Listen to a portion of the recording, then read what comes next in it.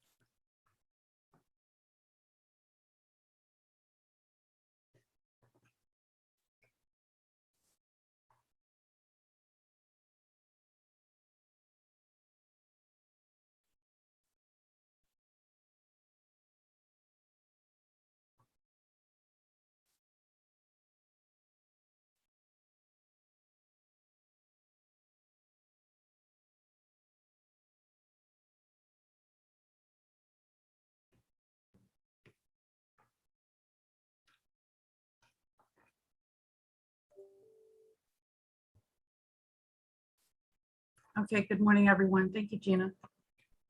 Good morning. Wednesday, the 10th day of November 2021, fire scene at 10:10 a.m. before the Honorable Justice Sibyl Williams. Criminal jurisdiction 2021, number 11. The Queen versus Christopher Clarke. Ms. Greening for Clarke, Ms. Gardner Brown for the Crown. Good morning, milady. Yes, good morning to you. I see that I have Mr. White. Yes, good morning, my lady. I'm holding for Mr. Dismont here on behalf of Mr. Adley. Just observing. Yes, your worship. We won't be taking it. Sorry, my lady. We won't be taking a position. Okay, thank you. And yes, Ms. Greening, I see present, and Ms. Gardner Brown. Ms. Gardner Brown, this is your application. You're on mute. Thank you, milady, and I'm grateful to the court. Milady, before I proceed, I know that last week we had a brief discussion about the appropriate term to be used in relation to the nature of the application. I will start by saying, milady, that based on the research and based on how we have framed our notice of motion and our submission, what has been revealed is that the Canadian cases, they alternate between removal and disqualifying order, and the Bermuda judgment of your brothers and of the Court of Appeal speak about withdrawing and or restraining when we're before a civil court, milady. I'll probably use the term removal. I don't think we have to make much of it. You can get, Very well, milady. Milady, it was my intention to proceed on the basis that the written submissions will be supplemented by oral argument, milady, unless the court wants me to go through every aspect of the written submission. No, I just want you to present your application. But since we're doing these preliminary points, I don't see why this should be an all-day hearing. I agree, milady. This. Quite frankly, I think we should get through this before lunch. So please bear in mind that that is what I consider to be a reasonable time frame for the hearing of this application, and then you can adjust your submissions accordingly. I've had some cursory review into some of the documents that are filed, so I would like for you to take me through, I think in particular, maybe the affidavit evidence and the facts first before you jump into the law. But once again, you know, to my mind, this is not an all-day matter. Very well, milady, we are agreed. Okay, yes, so you can start. Thank you. Milady, in support of the application that we are making this morning, we are relying on the Baristas Code of Professional Conduct 1981 and common law principles. It is our holistic submission that in his official capacity as magistrate, Mr. Warner adjudicated over the related matter of the Queen against Mr. Stephen Adderley. and his representation in these circumstances, milady, are fundamentally unfair and or in breach of the Baristas Code of Professional Conduct. And we ask the court to employ its inherent jurisdiction to ensure the fairness of the proceedings to make an order for Mr. Warner's removal. Milady, we would like to make it clear at this point that though we have cited cases that deal with conflict of interest and judicial bias where applications are made for recusal, the Crown is not saying that Mr. Warner's appearance in this matter is a conflict of interest as defined by the Baristas Code of Professional Conduct and the case law. And certainly, milady, we are not saying that we are asking him to recuse himself on the principles of judicial bias. What we are saying is that the cases that deal with conflict of interest and or judicial bias also deal with the overarching principle of the Crown's duty to ensure that justice is not only done, but manifestly and undoubtedly appear to be done. The conflict of interest cases speaks to examples of where the Code of Ethics or the Baristas Code of Professional Conduct is breached and how the court has sought to treat with that. And so based on our submissions, we think that the principles to be gleaned from those cases are applicable to an application of this nature, which we say the circumstances are novel, milady. Based on the research that we conducted, we could not find a similar situation where a magistrate has returned to be a barrister in a case in which he adjudicated as magistrate. Okay, can you take me through those facts, please? Can I just hear, I would appreciate some detail just from a factual perspective as to why you say that there is a concern as to justice not being seen to be done. Yes, my lady. Now, in relation to the severed indictment, which previously was count 4 and 5, Mr. Clarke is charged for the offenses of compounding a felony and conspiring to pervert the course of justice. Yes. Milady, you will see from paragraph 6 onward, and specifically in relation to paragraph 19 to 20 of our submission, that the case of Stephen Adderley is specifically pleaded as an ingredient of the offense in relation to those charges and will feature prominently in these proceedings we submit. Milady, the complainant, Mr. Michael Mello, alleges that he was assaulted by Stephen Adderley on the 26th of May, 2016. He subsequently made a statement to the police. And milady, on the 12th day of July, 2016, not 17, as contained at page 8 of our submission, paragraph 8 of our submission, Mr. Adderley appeared before the Magistrates Court of Bermuda. In the affidavit of Ms. Larissa Burgess, milady, Crown Counsel, who actually prosecuted the matter, we have outlined at paragraph 6 the 9 occasions that the matter appeared before his worship, as he then was Mr. Warner, and the circumstances of same. Mr. Adderley, and it is important to our submissions, milady, alleges that whilst this matter was before the court, he was contacted by a person who identified himself as Inspector Christopher Clarke and Mr. Damian Justin Williams, who is not before the court. And both of these persons, milady, offered him money and or asked, well, if he would accept that money on the basis of dropping the charges or accepting a conditional discharge or a lessening of the charges. Milady, we will take you to Mr. Adderley was convicted by Mr. Warner. I'm sorry, let me backpedal. In a case, just so that we can avoid confusing me, please, because we have a Stephen Adderley and we have a Gareth Adderley. Mr. Stephen Adderley, milady. Right, so. The son of meaning- Mr. Gary Adderley. Without intending any disrespect to anyone by referring to a first name, in this instance, it would be helpful to me if we just say Stephen or Garrett, so that I know specifically what you're referring to.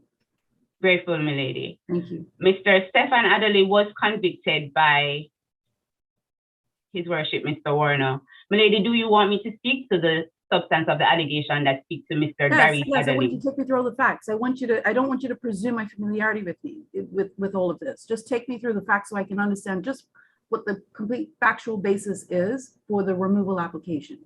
The law we can go through probably quite quickly, but the facts, help me to understand these nuances. In relation to Mr. Gary Adderley, milady, Mhm. we have evidence of email correspondence between him and Mr. Damian Justin Williams,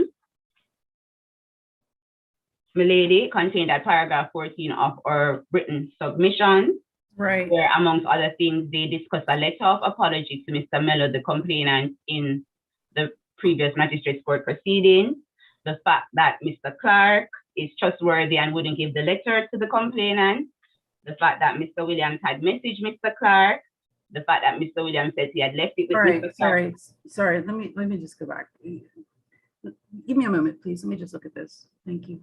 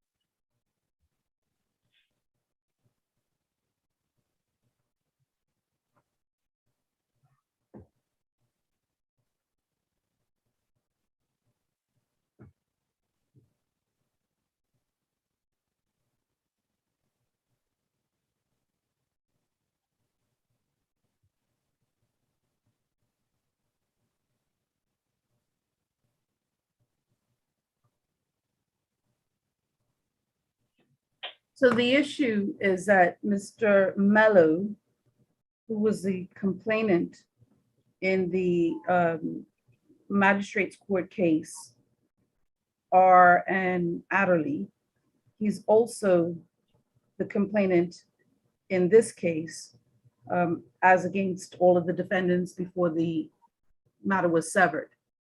But Yes, Mr. Mello's evidence will feature in the case even after the severed indictment against Curley only. And I think you'll have to, I need to explain the link between those cases. Don't bother taking me through how many mentions there were and all of that. That doesn't assist me yet. What I want to understand is what the factual link is. What is the problem? What is the issue with him being the complainant in both matters? Whereas, and how Mr. Warner's role as the magistrate in the first matter impacts on this? I really just want to understand those very basic points. It's two things, milady. Had it not been for that matter, Yes. there would not be this matter. So what they were trying to get Mr. Mello to do, milady, was to agree to do away with the matter that was decided before Mr. Warner. So, milady, we say that there is a real possibility that the circumstances of that trial and or the absence of certain things that may or may not have been dealt with in that trial may feature in relation to the central issue in this case, which was the central issue in that trial of the credibility of Mr. Mello. But when I look at the indictment, so where would on what count on the severed indictment? Both counts, milady. The offense that he was being asked to compound was the case. Now, let of me finish my question, please. On which count on the indictment, or how many counts in the indictment, would anything to do with this or be Stephen Adderley feature? Both counts we are saying, milady, because the offense that he was being asked to compound I see 3 counts. What do you mean both counts? It's 2 counts, milady, should be on the severed indictment. Compounding I have 3 in front of me. I have count 1, 2, and count 3. That's David Curley, milady. Sorry? That's David Curley, milady.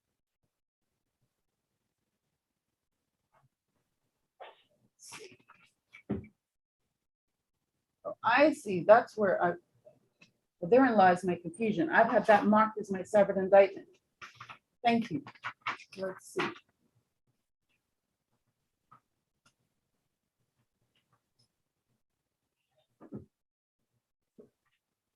Thank you. Now I'm following you much more closely. That makes much better sense to me. I have to tell you, quite frankly, confused, but okay, thank you. I'm with you now.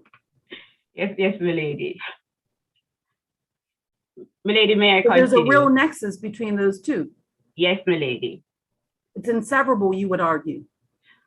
To an extent, milady, because we are in receipt, milady, of an email that was sent by counsel for the defense dated May 1. Yes. That is at tab 2, milady. Yes. And that email was sent in response to our partial disclosure. Milady, is it before you? It is, thank you. You will see, milady, that counsel Ms. Greening said we are writing to request the following be disclosed to us as a matter of urgency. At number 3, milady, counsel says the transcript and disc of the Magistrates Court criminal trial of the Queen against Adderley. Milady, we will admit that there may be questions in this trial of the relevance of certain questions. But what we cannot dispute is that in attacking the credibility of Mr. Mello, which is the central issue to this case, milady, what occurred in that previous trial may be utilized by the defense in a way that the Crown deems relevant. Right. Secondly, milady, we say that when Mr. Mello interacted with Mr. Warner, it was in an official capacity. Against the background, milady, of Mr. Mello being approached by public officials to discontinue with the proceedings, against the background of Mr. Mello feeling that the defense was intentionally trying to delay the proceedings linked to the approaches that he was getting by the public officials. So, milady, for Mr. Warner, who having assessed him as credible in that trial, to now be representing the public official who tried to get him to do an offense that we are saying is unlawful, which has been communicated to him, puts Mr. Mello at a grave disadvantage. And if we utilize the test, milady, that speaks to the relevant informed person apprised of all the relevant circumstances of the case. We submit that the conclusion is that that would be fundamentally unfair to these trial proceedings. I will bring the court's attention to his victim impact statement, milady, which is also contained at tab 2.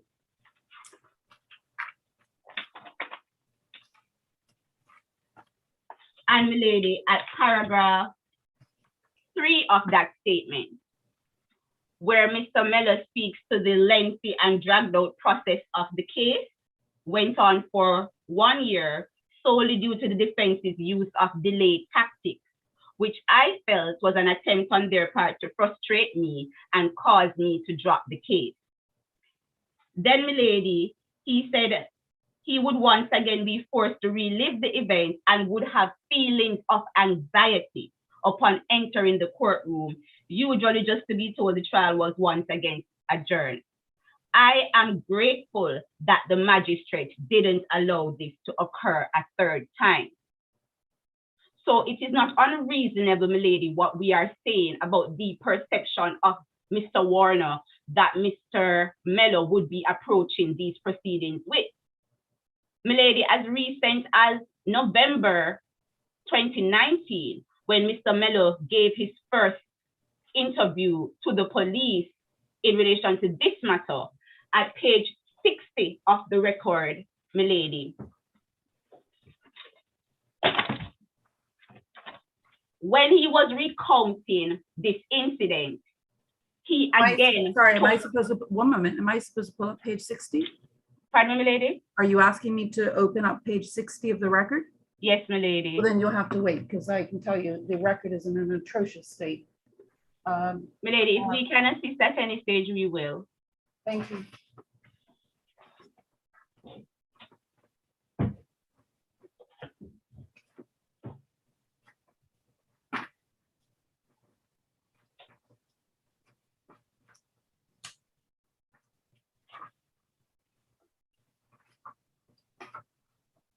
Not quite sure how the court is expected to navigate this, but something needs to be done. Maybe judges who sit in criminal matters more frequently are used to this, but I could never accustom myself to this state of a record. This is really in need of some better organization.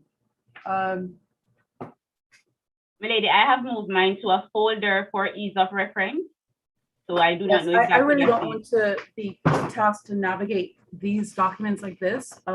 Maybe a prosecutor can assist Ms. Dyer at some point to getting the court files intact, but that is just not, that's not navigable for me. Okay, milady, the brief point that I was making though is that when he was recounting the incident to the police, he again mentioned the delay and the intervention of the magistrate.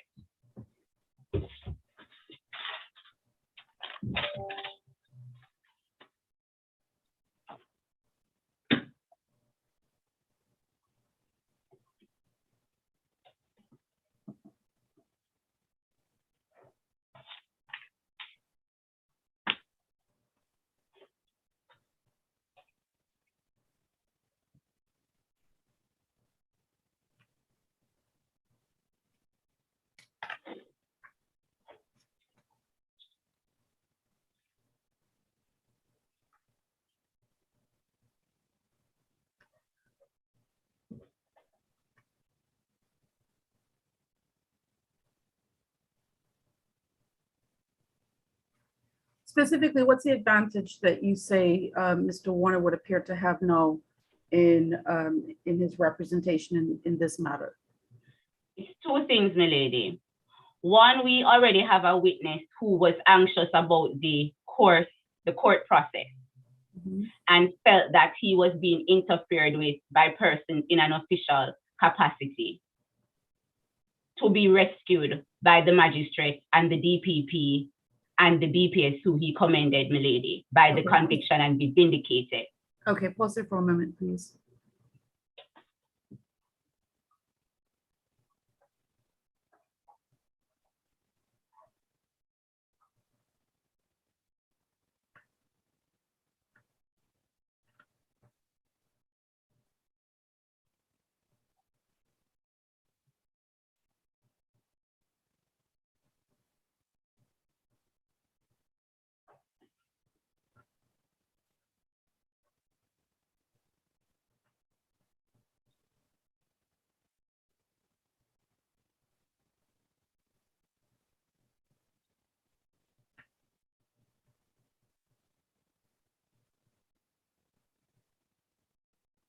Yes, thank you.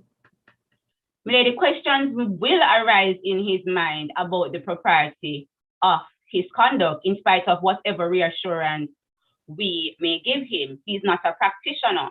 Mhm. And secondly, milady, he is now being asked to be put in, and I'm putting it lightly, an uncomfortable position, because it can be even higher than that in the giving of his evidence in this matter by now seeing that former magistrate. He will now be cross-examined by that former magistrate. Or a team that the magistrate is a part of, milady. He's liable to be cross-examined by the former magistrate. Yes, milady. And his credibility will have to be vigorously attacked, because the main issue in this case will be his credibility.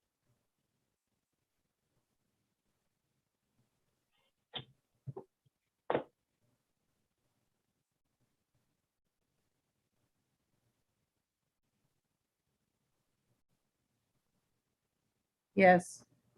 Milady, that is why we further say that the assertion being made now by counsel for the respondent, Ms. Greening, that the cases are completely unrelated, is inaccurate.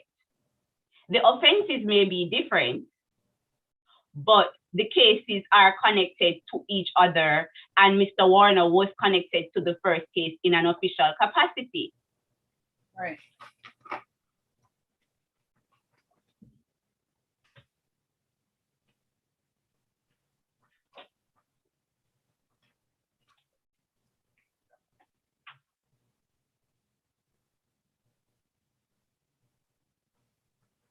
Yes, thank you. And milady, that is why we have put before the court, albeit the facts are different, the cases of Stubbs and the Queen from Bahamas of the Privy Council decision. You are Brown, milady, as an example of when it is not so closely related. Milady, the case of Edkins from Canada, from the Canadian Court of Appeal, and those line of cases to show how the court has determined proximity. Taking it as far back, milady, as McCarthy, we would submit that the proximity related test is in fact satisfied. So having satisfied that test, milady, the court would now have to determine whether or not there is a real risk of unfairness to the proceeding.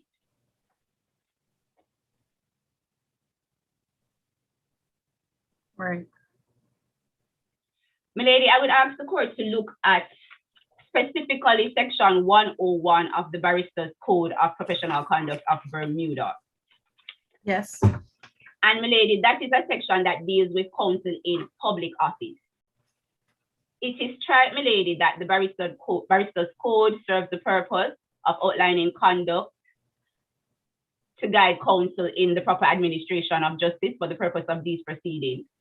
It is also trite, milady, that a breach of the code of ethics does not automatically mean that counsel should be removed or disqualified. But what is interesting, milady, about 101 is that it says a barrister, which Mr. Warner now is, should not represent in the same or any related matter any persons or interest with whom he has been concerned in an official capacity.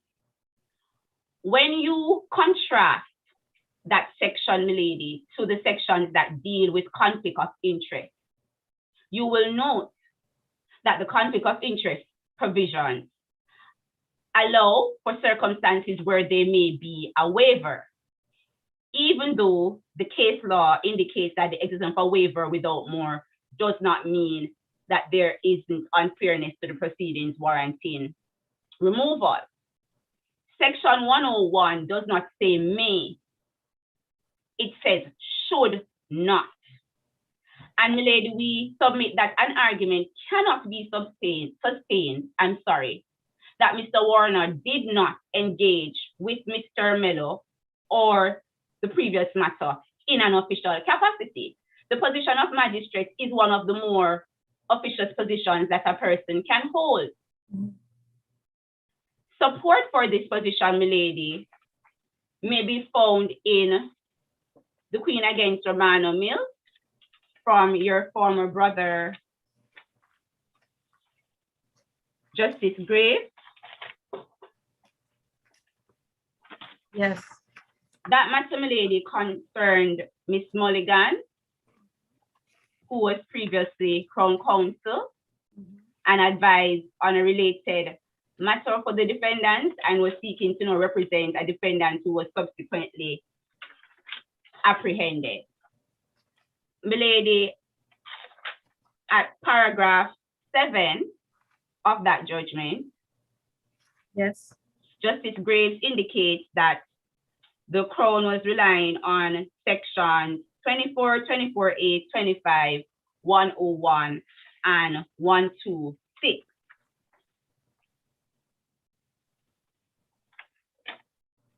Yes. At paragraph 29 of that judgment, Justice Graves accepted that Ms. Mulligan's appearance would breach section 25 and section 101. So, my lady, if Crown Counsel can be considered official, it flows that a magistrate is definitely. Well, I mean, I don't really think you need to address me much further on that. I would be surprised to hear Ms. Green argue that that's not an official position to hold in the context of section 101, but I remain open to her submissions. But if she does take that point, then I'll allow you to respond to it. Very well, my lady. But at this point, I don't think you need to talk any further on that. Very well, my lady. My lady, at paragraph 21 of our written submissions, we have sought to outline the relevant sections of the Baristas Code that we are relying on. And my ladies, from paragraph 22 to 24, we have sought to assist the court in terms of what we have gleaned are the applicable legal principles and the questions that may be asked of this court in making this determination.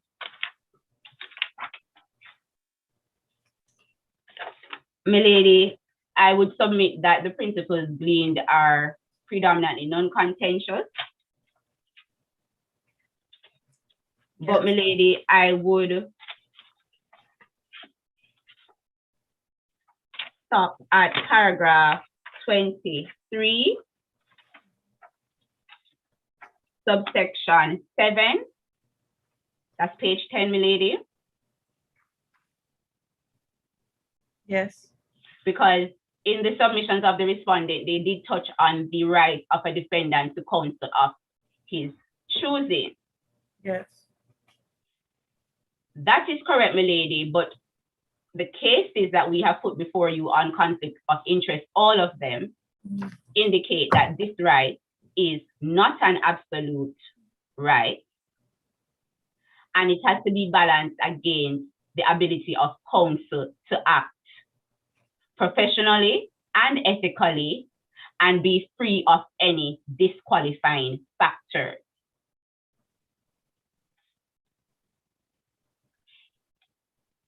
So we would submit, my lady, that Mr. Clarke, waiving any potential disqualifying factors that the court may find for Mr. Warner without more, would not,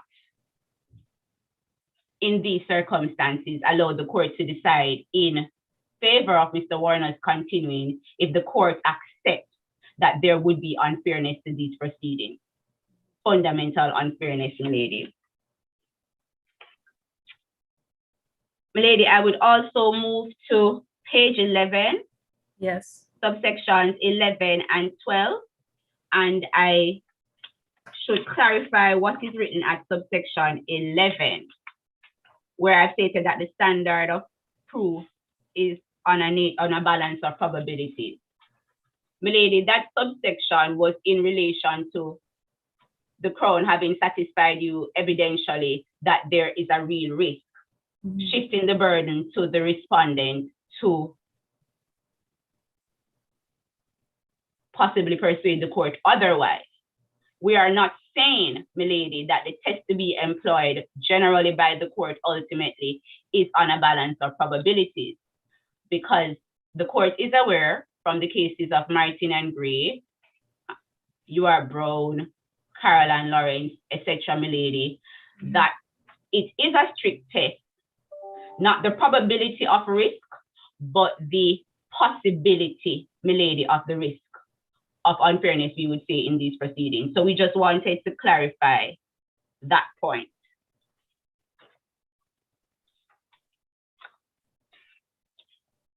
Yes, thank you. Now, milady, at paragraph 25 to, well, from page 12, paragraph 25, milady, to page 15, we expounded further on what we started our submissions with, on why we are saying the proceedings would be unfair to the complainant. And also we touched on the potential impact to the jury. Milady, unless there are any specific questions, we think we have sufficiently covered. Yes, I thought that was very helpful. Thank you. Now, milady, we relied on a number of cases, as I've said, and I know that this court is familiar with most of them, milady, so I will just be very brief in what I'm saying. Yes. In King, milady, the facts were that the deputy clerk who retired with the justices. Sorry, what? Oh, I see. Which tab are you? King and Sussex Yes, justices. tab 4. milady. Yes, thank you. And milady, this is a case that we rely on religiously in the courts when we're talking about injustice and unfairness. But the facts, I think, are important because, milady, the This deputy is the clerk. proximity test. Is that right? Yes, milady. Okay. And the justices went as far as saying we did not consult him. But the court still allowed the appeal because of that principle that justice should not only be done, but it should appear to be done, manifestly and undoubtedly so. Right.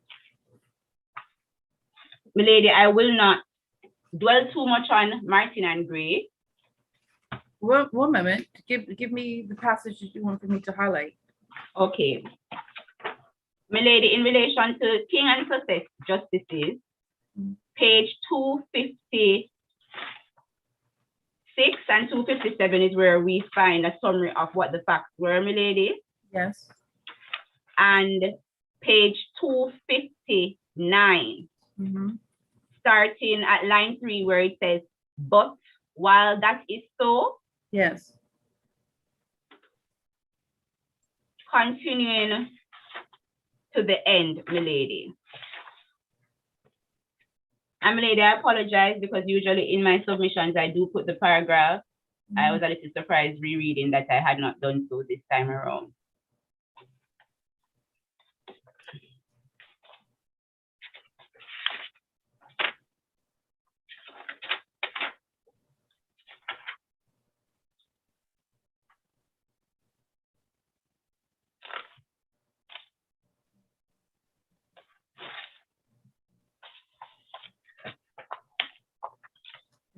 right, okay.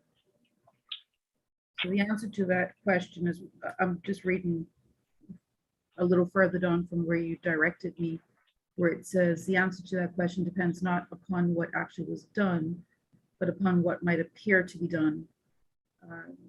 Yes, milady. Nothing is to be done which creates even a suspicion. Thank you. 1 second. Ms. Oswood, I don't know if you're listening in. If you are, can you assist me with the matter, please? Can I ask you to just pop into my chamber for a moment, please? Thank you. Yes. In Martin and Gray, milady, also known as McDonald and Martin, which is the premise for most of these Canadian cases that speak to conflict of interest. Milady, I would start with page 5, where the facts are outlined. All right, just give me a moment, please.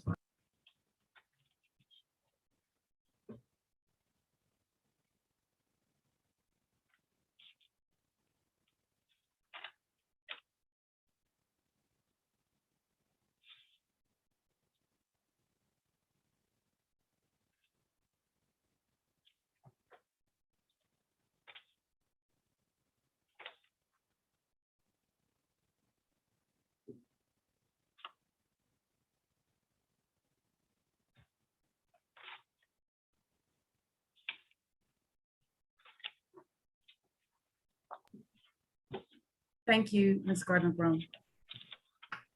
Yes, milady. I would then move on to page 6, heading the issue, milady. Yes. And the second paragraph below that, where that paragraph states that in resolving the issue, the court was concerned with 3 competing values. Mhm. Yes. Milady, I would move on to page 7. All right, what am I to take from that? Are you just, oh, am I That just mark entire that paragraph, Okay, and yes. that entire paragraph, milady. Yeah. Mhm. And then page 7. Yes, milady. Paragraph 3, the paragraph that starts with an important statement of public Yes. policy. Mhm. The last sentence, well, the whole paragraph, maybe, which speaks about the role of the code of ethics, which in our instance would be the Baristas Code of Professional Conduct.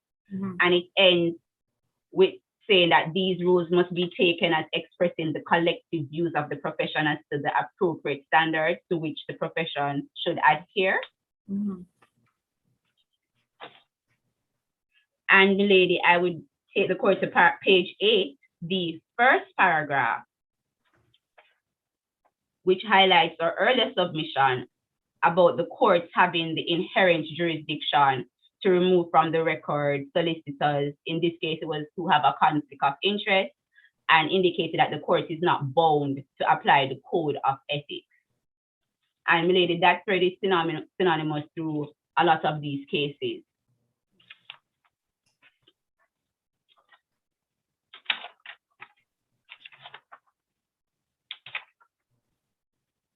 And milady, I would take you to page 12. Yes. And 13 and 14.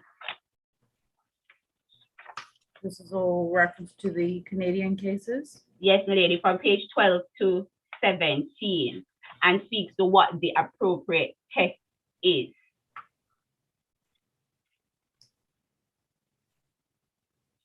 And where do you say it's most concisely expounded? Page 15, heading the appropriate test, milady. Yes. Milady, might we just stop briefly, however, on page 14? Yes. The paragraph that starts with finally in Morton and Ascot, Mm-hmm. and the second paragraph of that citation, Yes. where it highlights that it reduces itself to a matter of appearance and perception.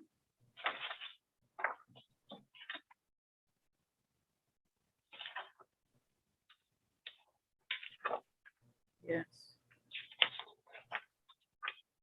I should say, milady, that though the judges concurred with the ultimate decision, Mhm. 3 of the judges advocated for an even more stringent test, milady, than what the majority of the court agreed on.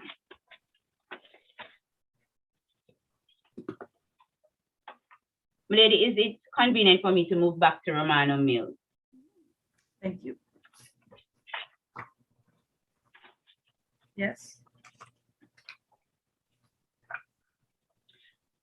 No, milady, I had previously brought the court's attention to paragraph 7, but I will also bring the court's attention to paragraph 8, Yes. where the Crown was alleging that a part of why it was inappropriate for Ms. Mulligan to continue her representation for the defendant was that it would cause the administration of justice embarrassment in the eyes of the reasonable observer. And milady, when we move on to Caroline Lawrence, I will say a little bit more on that test and the dangers if we do not follow that test. Milady, at paragraph 12, the court there indicated that in its view, the Canadian cases are relevant to our jurisdiction. And in addition to paragraph 15, which was previously mentioned, it highlighted paragraph 17, which speaks to section 126, which indicates that a barrister shall observe these rules in the spirit and in the letter, which we think is also very important. So you haven't taken me to 126 in our, are you relying on 126? Yes, my lady, that is one of the provisions that we're relying on. We are relying on at paragraph 21 of our submissions, my lady, we are relying on sections 4, 6. Oh, I see. Yes. Yes. Okay. Thank you. Yeah.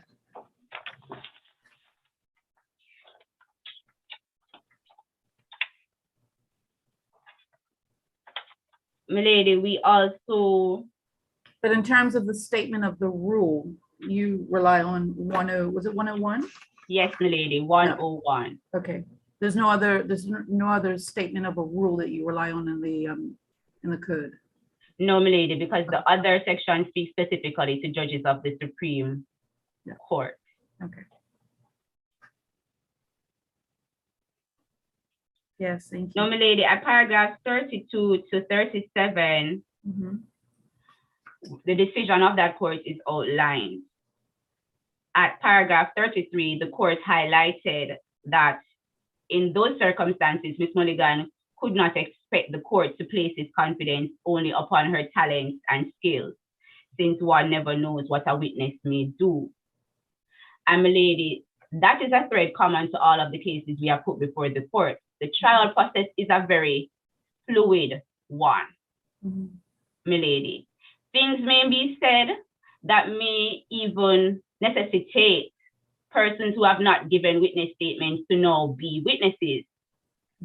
My lady, in addition to Mr. Mello's evidence, we have served statements from Ms. Larissa Burgess, who was the prosecutor in the matter, Ms. Cindy Clarke, who was then deputy director, who certain information was given to, and even the investigating officer, my lady, in the matter before his worship, as he then was, Mr. Warner.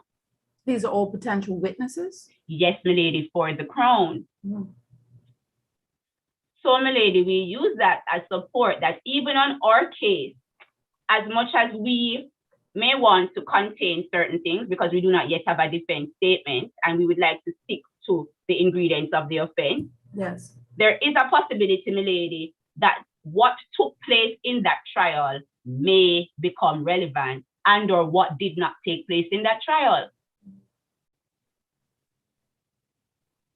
It cannot be said with any certainty, my lady, that that may not extend to even the decision of the then magistrate. And the lady, for the respondent to seek. You would go further to say there's a real risk of the possibility. Yes, my lady, I am guided. And my lady, for the defendant to seek to state with certainty no, in light of their email, in light of these allegations that that would not happen, we also say, and this is my opinion, my lady, that that would not be advisable. And why would the defendant want to limit the presentation of his case in that way? And my lady, if you accept, that is also unfair to the defendant in how his case may be presented by his current choice of counsel. Tell me something, what's the Crown's position with respect to Ms. Greening, who works closely with Mr. Warner and presumably has done so on this case thus far? My lady, because of what your brother had said in Romano Mills and your sister in Mahes and Peredi and the Court of Appeal, we had indicated that our application would not extend to Ms. Greening, my lady. But we acknowledge that even though we are not making the request, the court may have a different view in the circumstances. Because in the bigger jurisdictions, which Bermuda is not, my lady, this argument would have realistically extended to counsel, Ms. Greening, resolution chambers being a very small firm. What we would be asking for if the court finds favor with our submissions, lady, is that counsel, Mr. Warner, give an undertaking to not be involved in the defense of this matter if Ms. Greening continues in the representation of Mr. Clarke. But again, milady, on that point, we defer to the court's view of the cases and the circumstances.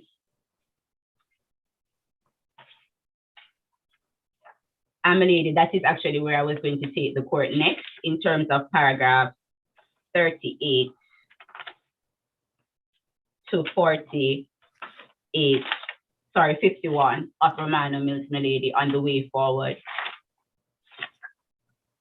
in a small jurisdiction.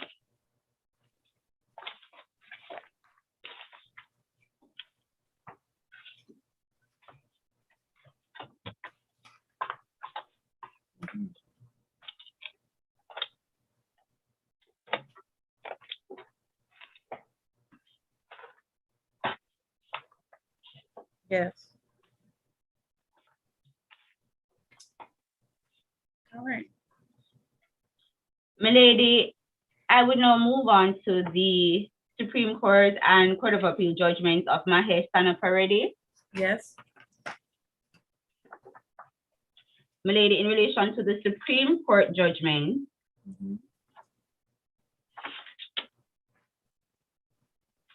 I would refer the court to paragraphs 1 to 8 initially, milady. Yes. At paragraph 5 on page 3. Oh, this was the judgment by Assistant Justice Bell. Yes, I remember this. I remember these cases. Yes. Very well, milady. So, milady, you will recall that this judgment, Assistant Justice Bell indicated that she found that Section 101 was engaged in relation to both Mr. Pettingale and Ms. Greening, he being the Attorney General and Ms. Greening being Crown Counsel. Her decision, milady, was upheld on appeal. And I would say the reasons for upholding same, their differences are not particularly material. But milady, it is incumbent on me, I'm duty bound to bring to her ladyship paragraph 101 of the Court of Appeal judgment. Paragraph 101? Yes, milady. Okay. Yes.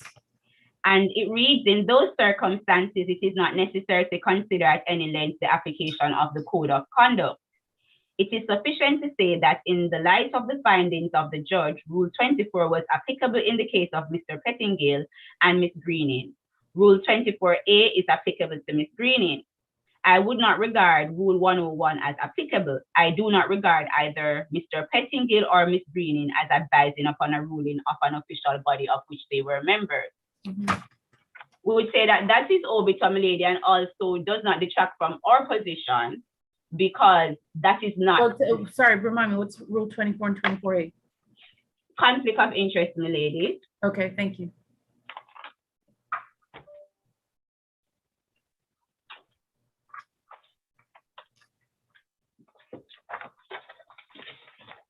And I'm looking at paragraph 59 where they set it out in the Court of Appeal judgment. Yes, milady.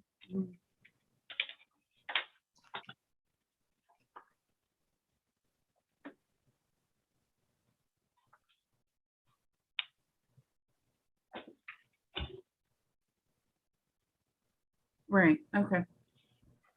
Thank you. Milady, I would move on to Carol and Lawrence Austin and the DPP of Jamaica, milady, which is, as we know, persuasive. You will note, milady, that my submissions were filed on the 12th of May. At that time, I found this case particularly useful because it contained summaries of all the major English Court of Appeal decisions on this area of judicial bias. We now have UR Brown, milady. Okay. However, milady, admittedly, I placed Carol and Lawrence there as a reminder to myself of the danger of inserting a subjective view into the discussion around whether or not there is any unfairness. And I say that, milady, because the particular judge who was being asked to recuse herself is someone that I am particularly familiar with. And the allegations was that because she held such a very senior position in the office, there was an appearance of bias in the proceedings because she had only been called to the bench 2 years before. Her response, milady, was, I have been called to the bench for 2 years. I have dealt with other cases before where this has never been an issue. And furthermore, in the office of the DPP Jamaica, these types of matters, being mutual legal assistance matters, are dealt with by a unit to which I was not a part of. All of that, milady, was in fact true. How does this case assist me though? Pardon, milady? How does this case assist me? Because, milady, it reiterated the position that it is not, when we're talking about apparent bias or the risk of unfairness, it is again what the reasonable and informed member of the observer would say. Yes, milady. And so I said it was a reminder because there is the risk sometimes when we make this argument to look at ourselves and our view, but it's not my view, it's not the court's own view, it's the court's view of the member of the public, reasonable member of the public, informed of the relevant circumstances of the case. So that was the second. So do I understand your submission to be that the same way in which one would approach the question of judicial bias or the appearance of judicial bias would be the same way that one would approach Section 101 of the Barristers Code of Conduct in terms of you would use that objective test as to what the reasonable and well-informed observer would think when applying Section 101. Is that your submission? That's what we're saying, in addition to what is expounded in the conflict of interest cases made, which also speaks to the reasonable and informed observer. Okay, all right.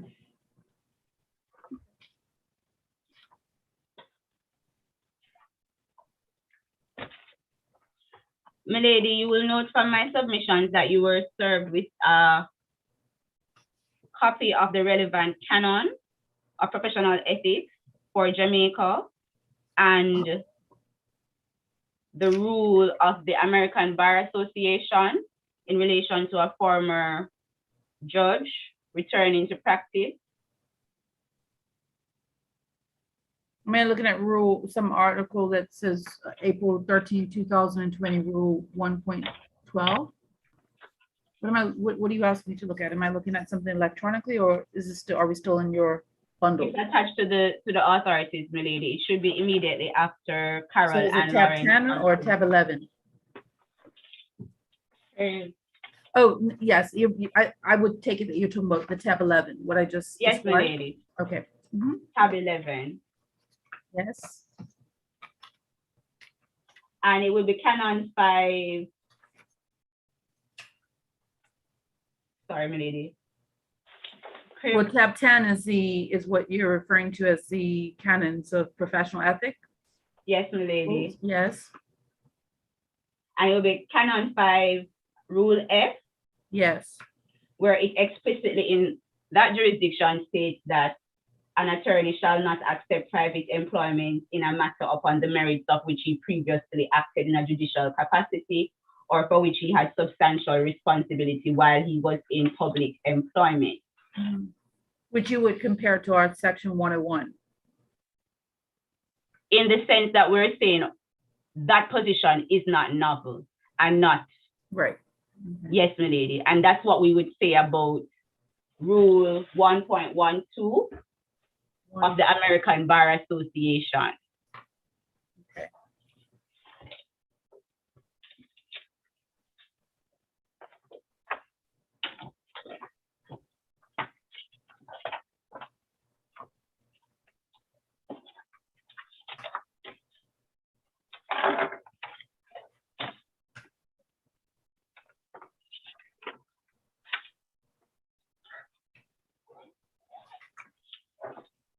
Yes. Lady, yesterday we emailed the case of Edkins and the case of Stubbs.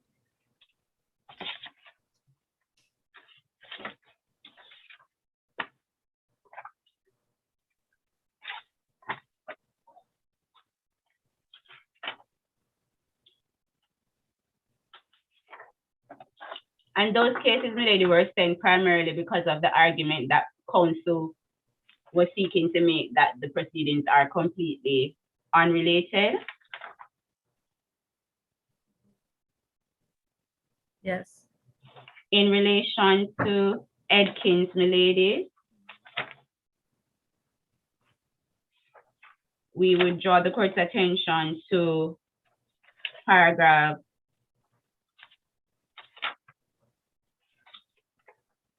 1 to 10 initially, my lady. Yes. We would pause at paragraph 7, which acknowledged that Crown Counsel had a duty as an officer of the court to raise the concern about a potential conflict of interest as soon as she became aware of it.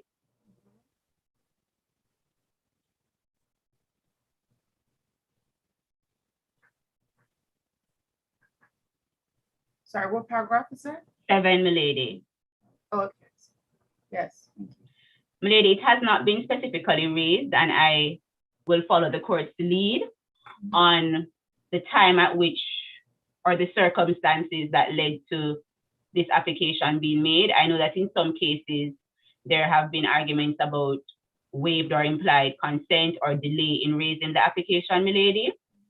If the court Well, is I minded think to, what most of our authorities, I know that this was addressed by the learned Chief Justice in the case of the Fiend Holdings Limited, where he did not consider that an implicit waiver applied, but that it undermined the strength of the application. yes, in the sense that the reasonable and well-informed observer would take a certain view based on the delay.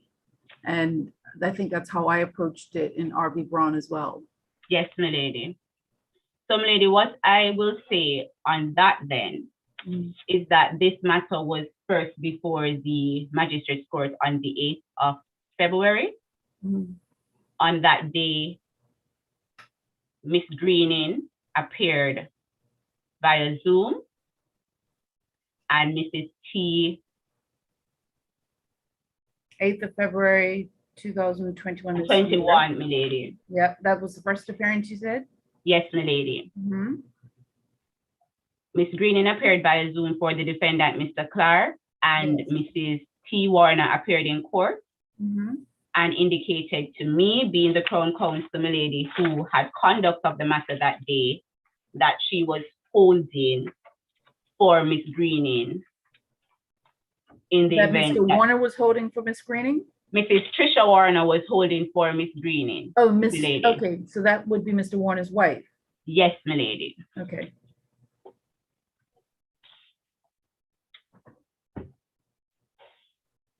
Yes. Crave indulgence, my lady. The matter was sent to arraignments for the 1st of April, where Mr. Richards appeared for the Crown. Yes. And I am informed by my colleague, Mr. Richards, that that is the first time that Mr. Warner appeared as representing Mr. Clarke. Yes. I did not appear, my lady, and during that period, that was not communicated to me, being the prosecutor assigned to the matter. I first became aware. Mr. Richards was holding for you? Yes, my lady. Okay. Is Mr. Richards involved in the preparation of this case? To the extent, my lady, that he did the charge approval, but subsequent to my assignment of the case, a lot of material came into my possession to include the actual file of the proceedings that took place in magistrate court, milady. Right. Okay. Milady, I first became aware on the 1st of May that Mr. Warner was in fact appearing for Mr. Clarke when Ms. Greening sent an email to Mr. Richard. Where you said 1st of May? Yes, milady, the same email before the court. Mm-hmm. Yep. That email was forwarded to me, and I thereafter had a conversation with Mr. Richards to confirm whether or not it was correct that Mr. Warner intended to appear. The type of delay that you usually see, Is or that lengthier. you would see, for example, in the R.V. Brown case, or even in Athene Holdings, it is pretty substantial. If one is comparing that to the difference between one arraignment session and the next monthly arraignment session. Is that what we're concerned with in this case? Yes, milady, because The Crown- I made my So when did the Crown inquiry. Risk is in May 2021? Yes, milady, May 3, 2021 via email. Okay, so you would argue obviously that that barely amounts to a period of delay. Yes, milady. Milady, for the avoidance of doubt, that's not an issue for us. Thank you. Thank you very much, Ms. Green. Thank you, Ms. So let's Green. move on from that. Milady, continuing with Edkins at paragraph 9. Yes. The second paragraph, I would say of paragraph 9, it speaks to Yes. the fact that in assessing the merits of a disqualification order, the court must balance the individual's right to select counsel of his own choice, public policy, and the public interest in the administration of justice and basic principles of fundamental fairness. Such an order should not be made unless there are compelling reasons. At paragraph 13, Mhm. it says, in a criminal case as well, there is a highly pronounced sense of the public interest in ensuring that justice is done. That is best accomplished by a trial that is fundamentally fair and appears to be fair. Hence, many judgments speak of the need to maintain public confidence in the fairness of the criminal trial process and the need to avoid anything that might impair that confidence. Paragraph 14, milady, is a repetition of those sentiments. And as again, milady talks about the avoidance of professional impropriety, but the avoidance of any appearance of impropriety. Paragraph 15 is important, milady, because it indicates that all cases depend on their own particular facts. The determination of whether counsel should be removed is very much fact-specific, and the decision in any one case is of little precedential value.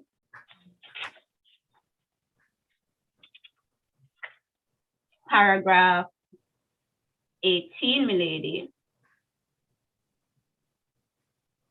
Yes. which in my opinion are also sentiments expressed in Mills and York Brown, is that Mr. Siebert's counsel made the point that ethical standards for lawyers are not diminished simply because this case arises in a small community. I wholeheartedly agree.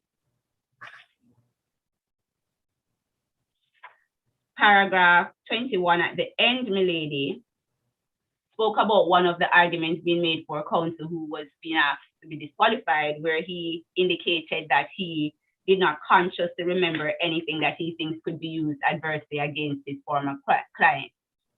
And it says, one can never be sure as to what unconscious thoughts may emerge so as to prompt question. Paragraph 23 echoes the similar sentiments that we put before the court about the pressure, the perceived pressure that may be placed on the witness, Mr. Mello. It says complainants and lay witnesses generally are often confused and intimidated by the surroundings and procedures of a court hearing. They may be timid about raising concerns. Mr. Miller spoke about his previous anxiety. For most of them, all they know is that they have to be there and they must answer the questions put to them.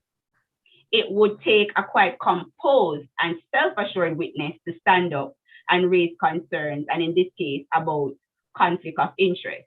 And that is assuming that the witness is even aware of what that is.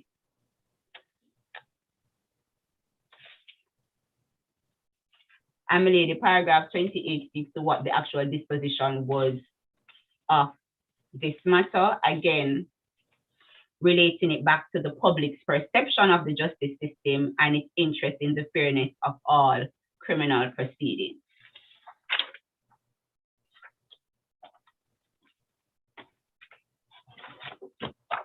All right.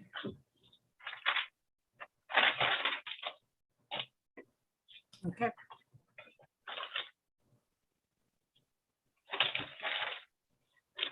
Stubbs. In relation to Stubbs, my lady, the facts are concerned at paragraph 1 to 12. And again, they're quite distinct from the circumstances, and it involved a case where a judge of the Court of Appeal was being asked to recuse himself in what the court also described as a small jurisdiction. In brief, my lady, the judge in question had sat on an aborted trial. Right, I don't remember Stubbs being cited to me in R.V. Braun. Was that cited in R.V. Braun? Do you know? I did not see it, my lady, I don't in think your so. judgment. Yes. Yes, go on. Thank you. And my lady, so this judge had sat in the aborted trial. Prior to the trial being aborted, he had ruled on certain issues of admissibility of evidence and fairness to the proceedings. A trial continued before another judge, and they were convicted. They appeared before the Court of Appeal, and this judge who had presided over the aborted trial was a part of the panel of judges making this decision, my lady. The Court of Appeal, so the grounds of appeal were similar to some of the grounds that the judge had decided on in the aborted trial. Right. And those grounds were similar to the grounds that the judge who subsequently did the trial had decided on and now were before the Court of Appeal, my lady. The Court of Appeal actually indicated that they did not think it was an appropriate case for recusal. And my lady, the matter went to the Privy Council for decision. I'm sorry. At paragraph 16, my lady, though speaking to the specific issue of recusal, at line 8, it speaks about the fact that the issue will arise when we're talking about securing administration of justice. The issue will arise in circumstances where prior involvement is such as might suggest to a fair-minded and informed observer that the judge's mind is closed in some respect relevant to the decision which must now be made. Continuing further, lady, having quoted local bail, which was quoted in Ewart Brown, it says relevant factors when we're talking about proximity are likely to include the nature of the previous and current issues, their proximity to each other, and went on to speak about the terms in which the decision was made. Paragraph 19, my lady, speaks about the degree of proximity between the subject matter of the earlier decision and the later decision can clearly have an important bearing on the appearance of bias. And our submission is that it should have an important bearing on the appearance of unfairness to the proceedings.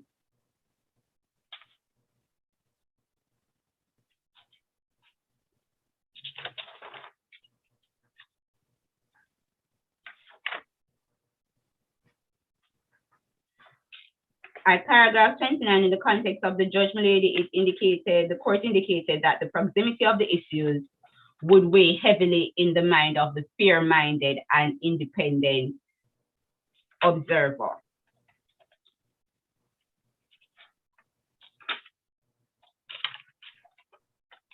Does the Privy Council deal with the small jurisdiction factor, is how I think I termed it in RB Braun? Do they make any observations in that respect? Yes, lady, at paragraph 34 on the page that it continues before 35, lady. Yes. 1, 2, 3, 4. Sorry, what page? Line 12, my lady. So having spoken about what was dealt with in UR Brown, that, you know, the court should be cautious with refusal application, it says that the board is also conscious that the limited size of the Court of Appeal in some jurisdictions, such as the Bahamas, can make it difficult to avoid accidental listings before judges who have had some prior involvement with parties or with earlier stages in the proceeding. However, for the reasons that were stated above, the board is of the clear view that the complaint made by the appellant is well founded. In its view, the decisions of Justice Isaacs made during the second trial would lead a fair-minded and informed observer to conclude that there was a real possibility that he had prejudged issues which fell for consideration on the appeal to the Court of Appeal, and that the appellants did not have the appearance of a fresh tribunal of 3 judges to consider their appeal.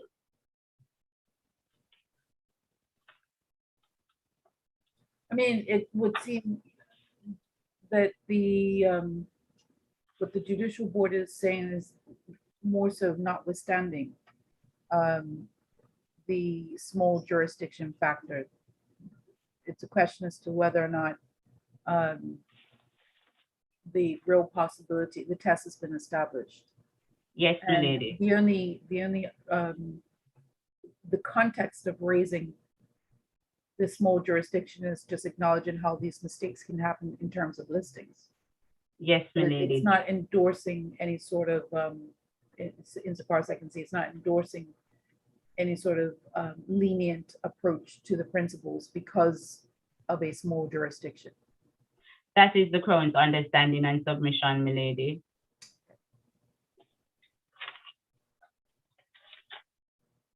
My lady, I will not.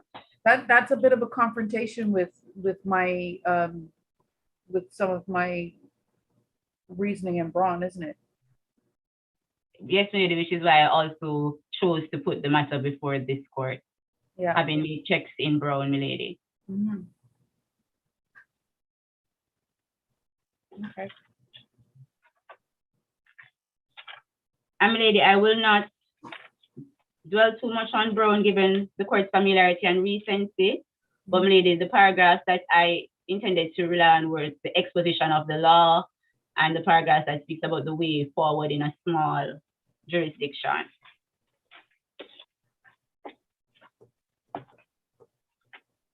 My lady, at this stage, unless the court has any specific questions, I would submit that the position of the Crown has been clearly outlined and may be supplemented by paragraph 28 Yes. to 39 of our written submissions, my lady. And we would just repeat that we think we have discharged the test before this court. Yes. And in the circumstances, an appropriate order should be made for Mr. Warner to be removed in this matter as counsel for Mr. Clarke.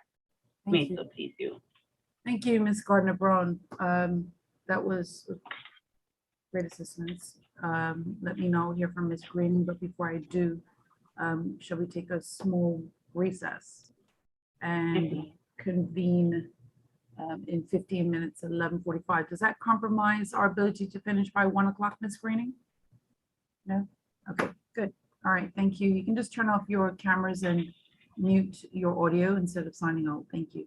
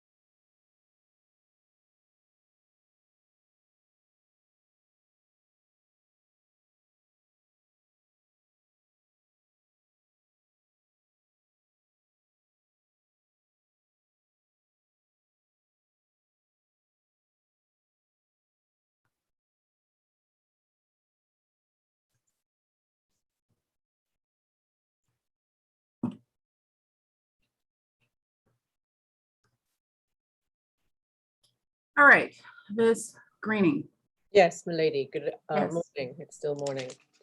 do we have the prosecutor back as well? I'm Yes. here, my lady. Okay. Yep, that's fine. Thank you. Yes, Ms. Greening. Milady, may it please the court, may I just check first that milady has a copy of the affidavit, the first affidavit of Archibald Bernard Watts Warner?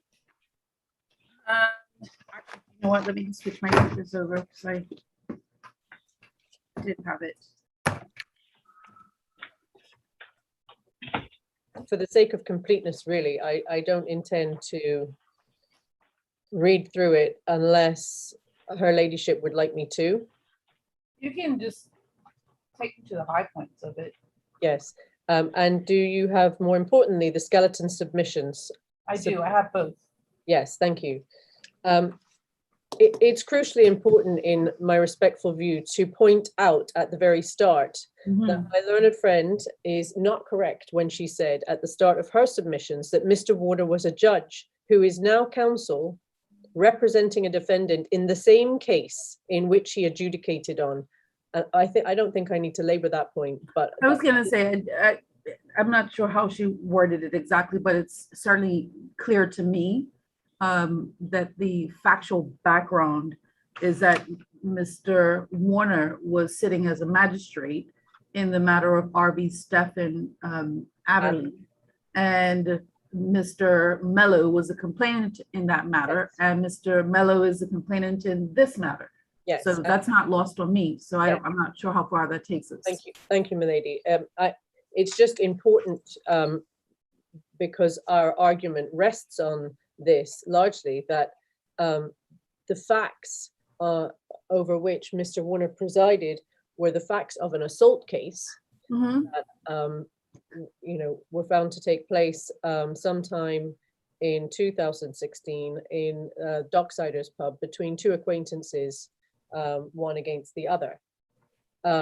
And those facts, the facts on which Mr. Warner was deliberating, are not, as my learned friend said. Well, that Ms. featuring Greenan, sorry, Ms. Greenan, I just want us to really get to that. That's not, as I understood the Crown's submissions. The Crown submissions is that it's not the facts of those cases. There's no point artificially distinguishing between the facts of an ABH case and the facts of this indictment. What's actually being argued is that the fact of that case will be relevant in respect of the counts in this case, because the charge on both counts 1 and 2 about the discontinuation of the prosecution for the receipt of money relates to that case. Yes, and for the Yes, I mean, let's not waste time picking out words. That's clear to me that that's what the argument is. yes, very well, my lady. Well, in that case, I'll move straight on to the argument that the reliance that my Crown is placing on section 101 of the code, of the Barristers Code, is unfounded in our respectful view. Not because we dispute whether Mr. Warner was acting in his official capacity over the assault case, but if you look at section 101 closely, in our respectful view, the Crown has not interpreted this section correctly at all. Okay. A barrister should not represent in the same or any related matter any persons or interests with whom he has been concerned in an official capacity. It's a related matter, is the argument. Yes, but a barrister who is now Mr. Warner should not represent Mr. Clarke, is the person that he's representing. Yes. In the same or any related matter, any person or interest with whom he has been concerned in an official capacity. Mr. Warner has never been concerned in an official capacity in any matter where Mr. Clarke has any relation. Well, is that right? The matter of R.V. Stephen Adderley is related, on which Mr. Warner is representing Mr. Clarke. Well, in our respectful submission, we need to look at the spirit of that section to see exactly what is meant by related. My learned friend was concentrating on whether or not we would dispute that Mr. Warner was acting in his official capacity, and obviously there's no dispute there. The issue is whether or not the assault case, in the spirit of this code, can be said to be related to the degree, not even to the degree, but for the purposes of whether or not it would conflict Mr. Warner from acting for Mr. Clarke in these current proceedings. But the relation is not on the facts of the assault case. The relation is on the fact of the assault case. The fact of the assault case is related to this indictment. But in my respectful submission, section 101 is in the code to prevent any risk of unfairness, any risk of conflict. And that is the purpose for saying that these two things cannot be related. There has to be, otherwise every application in which any two people are related and one of them is acting in their official capacity would be granted on the basis that there's a relationship between the two things. We are having to take a practical and realistic view at the nexus of this application. And in my respectful view, there is no connection which amounts to a relationship that would allow the Crown to rely on section 101, because none of the issues that Mr. Warner was deliberating and was presiding over, considering or deliberating on, have anything whatsoever to do with any of the issues that he will be taking instructions on, cross-examining Mello on, or conducting himself in relation to this case at bar. And in those circumstances, I urge her ladyship to disregard the application as it relates to section 101. That is all, and my learned friend went through her argument in relation to small jurisdictions, but that, in my respectful submission, needs to be considered even more so, or even more strictly, in the context of a small jurisdiction. And I'll take her ladyship in due course to the relevant sections of Mills that talks about that. So my first argument in relation to the law anyway is that the Crown cannot rely on section 101 because the relationship in which the spirit of section 101 does not exist. Secondly, my learned friend was asked by her ladyship if she was saying that the test to be applied in considering section 101 was what the reasonably informed observer would think. And my learned friend confirmed that that is the Crown's interpretation or application of or asking the court to apply section 101 in that way.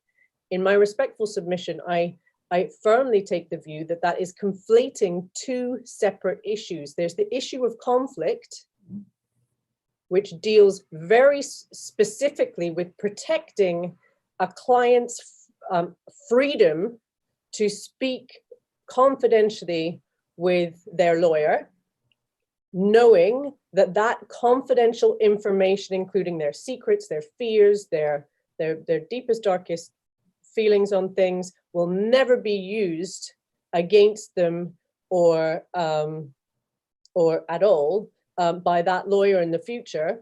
That's the conflict issue. We'll go into that and look at the law in relation to that, versus the issue of bias and appearance of bias that may be applied to cases of judicial bias, where the test to be applied there is what the reasonably informed observer would think, and whether they would think that there was any risk of unfairness. The Crown is conflating those two tests.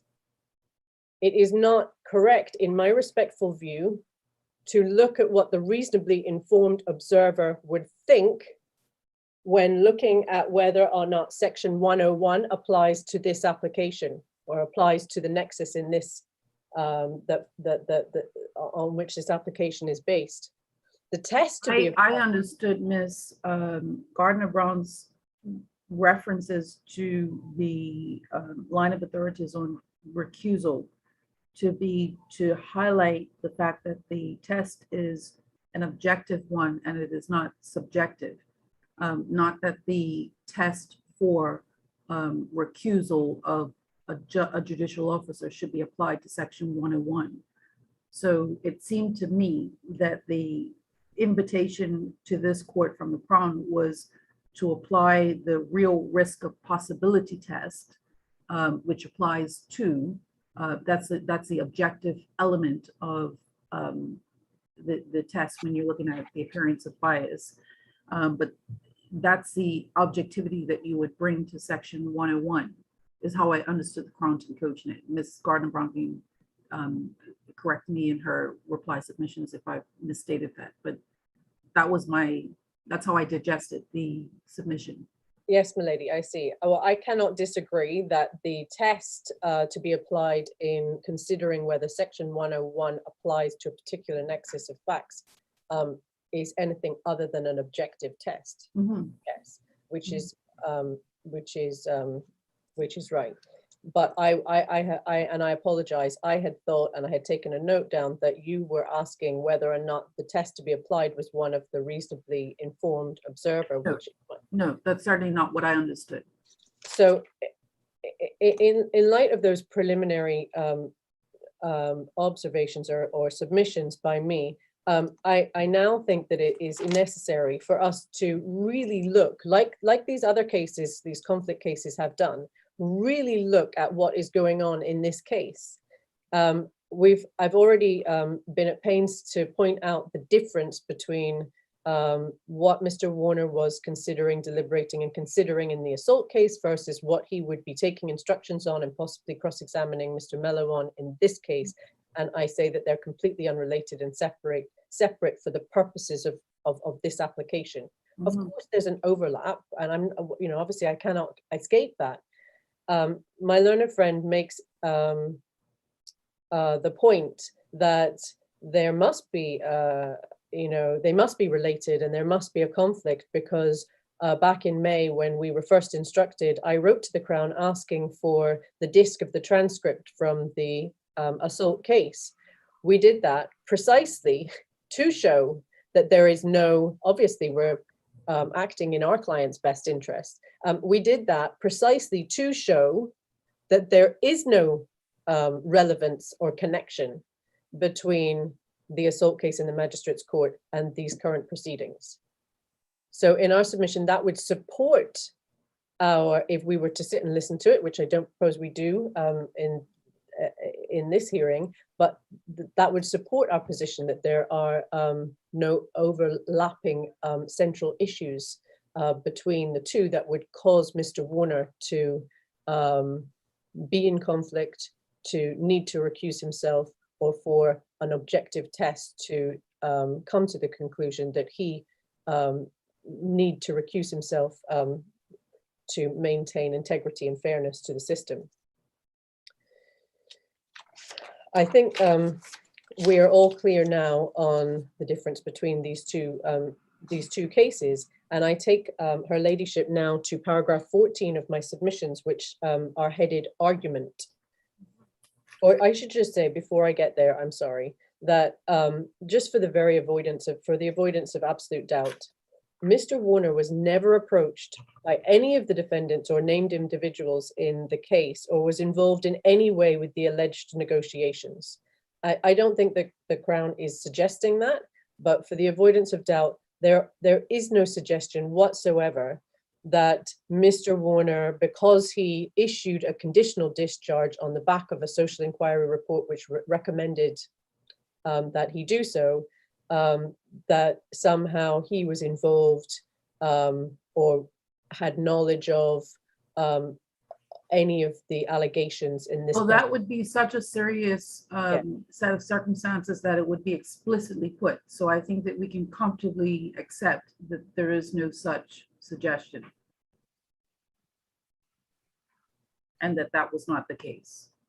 And in any event, a complainant cannot agree to any particular sentence following conviction. So that would not play any part of the of these proceedings. What we have here is a series of cases that, well, before I get there, there is no knowledge of affairs from being the magistrate in the assault case that gives Mr. Warner any kind of unfair advantage.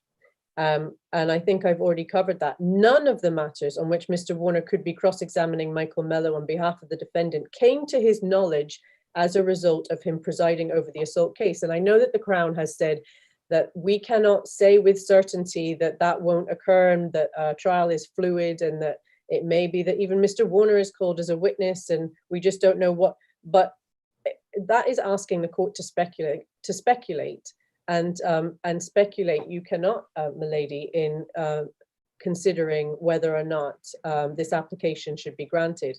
The fact is, none of the matters on which Mr. Warner could possibly cross-examine the complainant on in these current proceedings would have come to his knowledge as a result of him presiding over the assault case, which simply dealt with whether or not he was assaulted by Stephen Adderley. None of the issues that Mr. Warner had to consider in deciding whether to convict him are relevant to the stated case.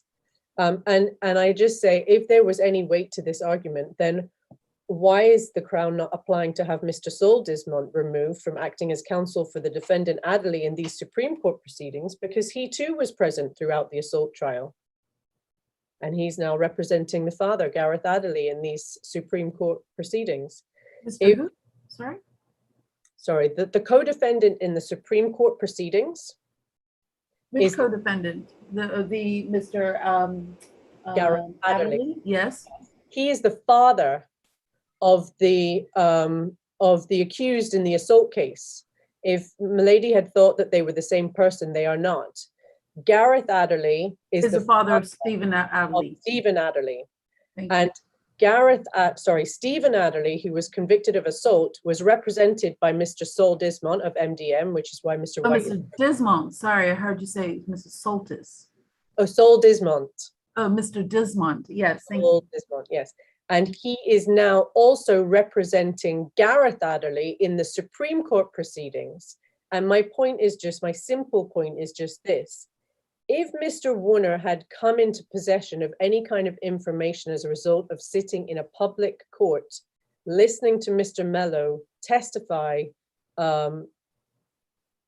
in support of the allegation of assault, isn't Mr.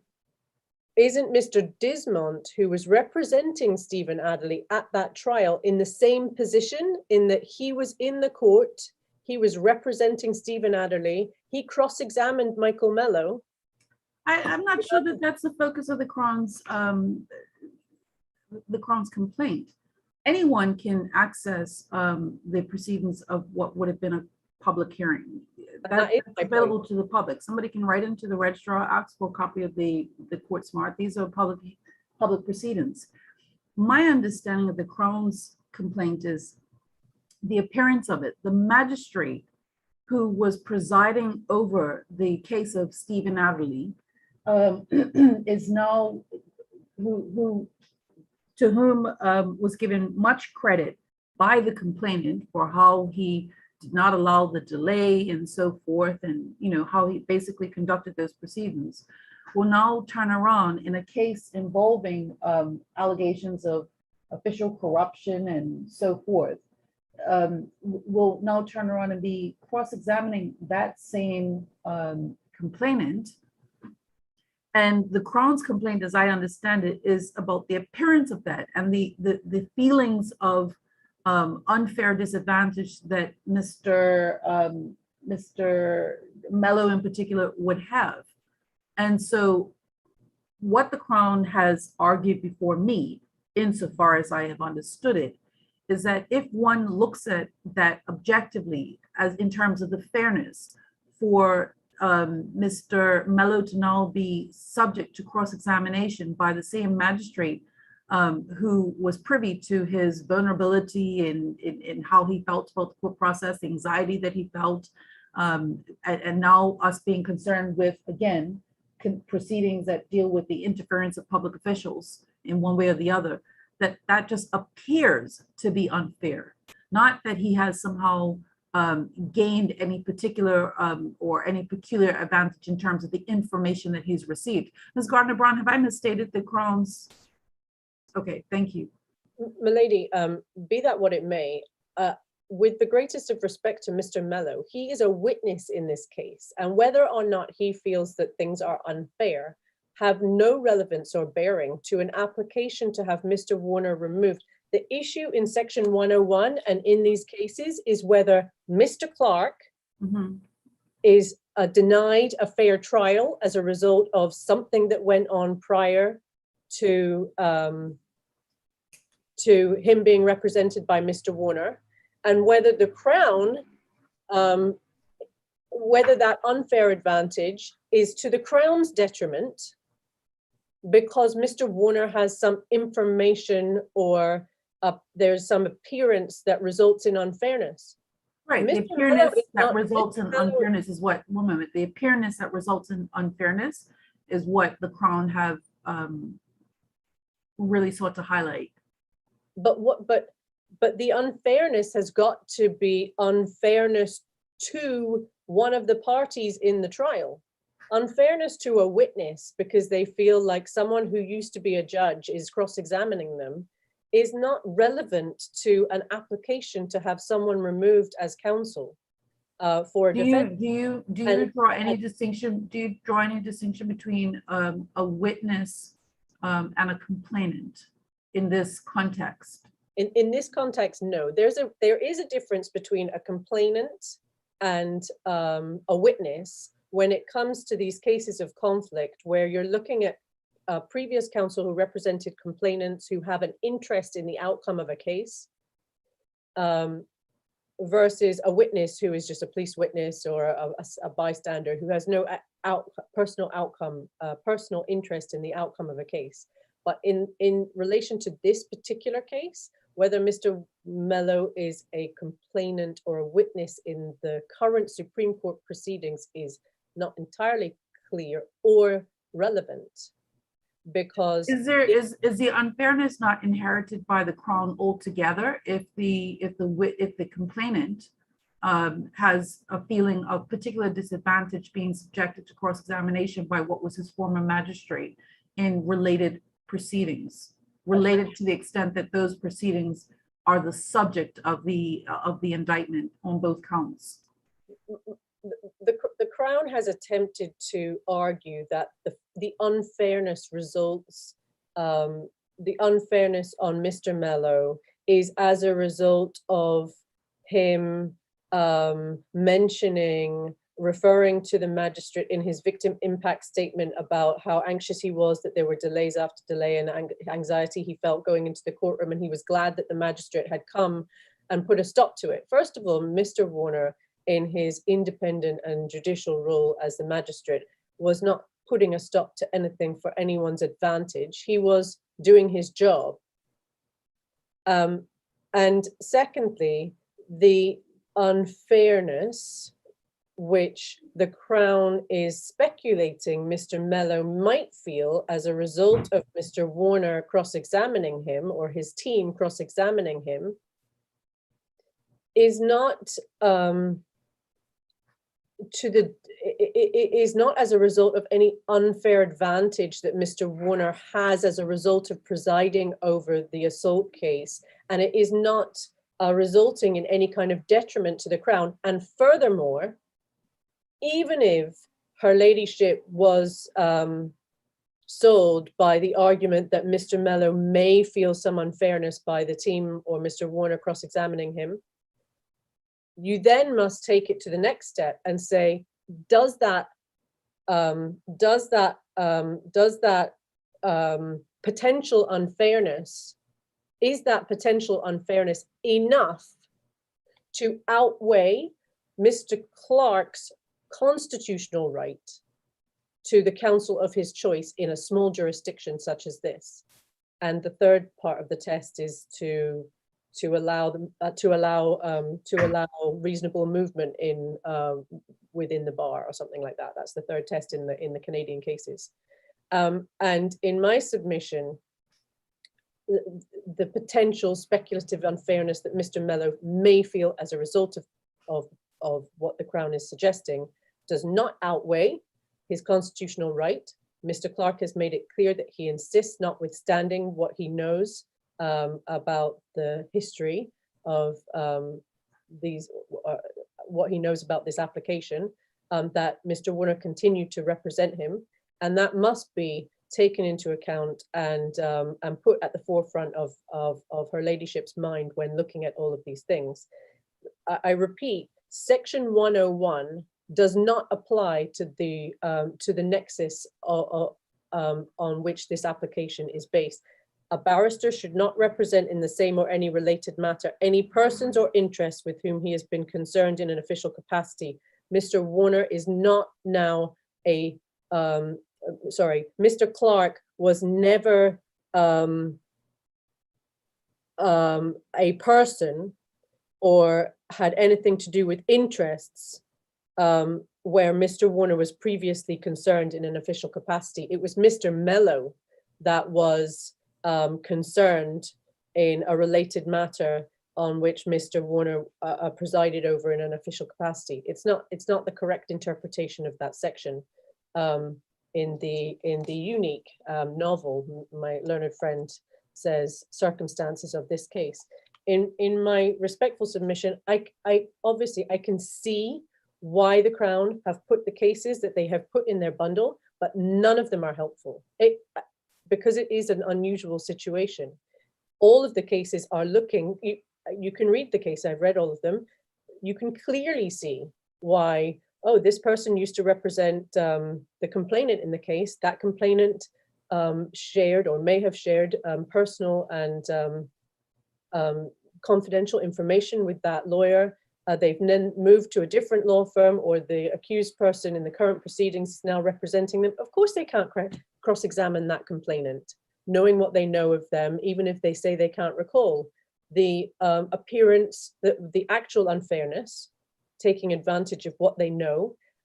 Even in some cases, they talk about, even if it isn't particular confidential information that a counsel is using, it's the demeanor, it's the knowledge of that person's character and where their vulnerabilities lie that a counsel may use to exploit them in cross-examination that must be protected. So those are the conflict cases. Then there's the Jamaican case, which may get slightly closer to the facts of this case, in that she used to be a prosecutor that dealt with forfeiture orders in relation to the drugs matter and then became a judge. Obviously, you can see why she can't sit as a judge in that case, because she had direct involvement in this in matters related to the same defendants. With Mrs. Mulligan, you can see obviously she cannot represent Romana Mills in a case where she was the senior prosecutor advising the serious crime department on how to conduct their investigation into the murders at Belvin grocery store. Obviously, you can see why the court is then going to say, well, no, it's not fair. You can't now represent one of the defendants when you were previously involved in the investigation to prosecute him. All of those cases make sense. And then the only case that really does go to the heart of the issue, but I still say it doesn't, is your recent case, milady, of Brown, but in that case, again, that's an argument of judicial bias, where because of previous knowledge that Dr. Brown's QC said the judge had, they cannot then fairly sit. This is a different case altogether. As I say, I can understand why the Crown had difficulty finding any cases that were on all fours, and you don't always have to rely on cases that are entirely on all fours. But these cases are distinguished and cannot be applied to the facts of this case. There is no, what we really need to ask ourselves is, what is it that Mr. Warner could possibly be in, well, we've moved away from that and we're looking at the appearance of bias. The point that I would make about that is what is often missed in these arguments about bias or appearance of bias is that the test being the reasonably informed observer, the observer is reasonably informed. So they are given all of the facts and circumstances of the particular case. And those facts and circumstances before us today are that he presided over a very narrow issue as to whether or not Mr. Mellor was assaulted by Stephen Adderley, and came to the conclusion that he was, and had absolutely no knowledge or information that something may or may not have been going on behind the scenes about involving Mr. Clarke or Adderley. And that reasonably informed observer would be informed that there is no connection amounting to. But you're now giving me the impression that you're conflating the test. Why am I to draw a comparison between the well-informed observer in a case of judicial, an application for an appearance of bias on the part of the judicial officer in terms of 101? Well, You're inviting me to somehow. It's two separate issues. It's there's the argument that the Crown is making about appearance of bias and whether there's an appearance of bias that amounts to unfairness. And the test there is what the reasonably informed observer being reasonably informed. That's not what I understand the Crown to be. I don't understand the Crown to be saying that. Ms. Greening, my understanding from their submissions, and I saw a nod from Ms. Gardner-Braun, is that the only relevance of those judicial bias cases is to look at how they approach the object, the objective approach to those cases. So it's really just a question of the real risk of possibility. It's not what any individual would think. It's not confined to what any individual would think. It's confined to what the objective approach would be to the real risk of the possibility. That's what I understood the Crown to be saying. Maybe Ms. Gardner-Braun, do you want to just clear this up quickly, please? So that Ms. Greening is not responding to something that is that deviates from what your point was. What do you say is the relevance of those cases that you've taken me through? You're correct, my lady. So we are saying that when you look at the conflict of interest and judicial applications for recusal cases, they apply that test.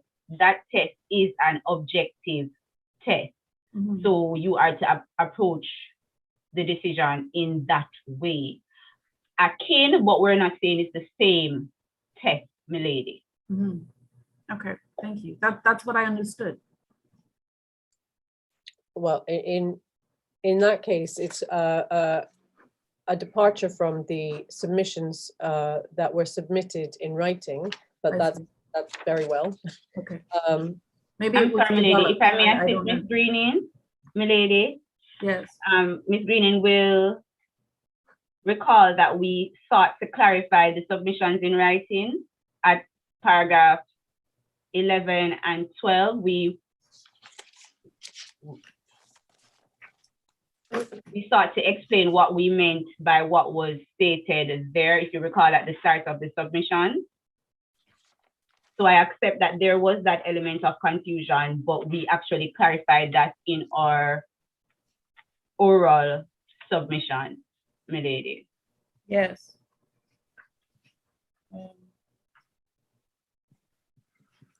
And that is where we added about the difference between probability versus possibility, the real possibility.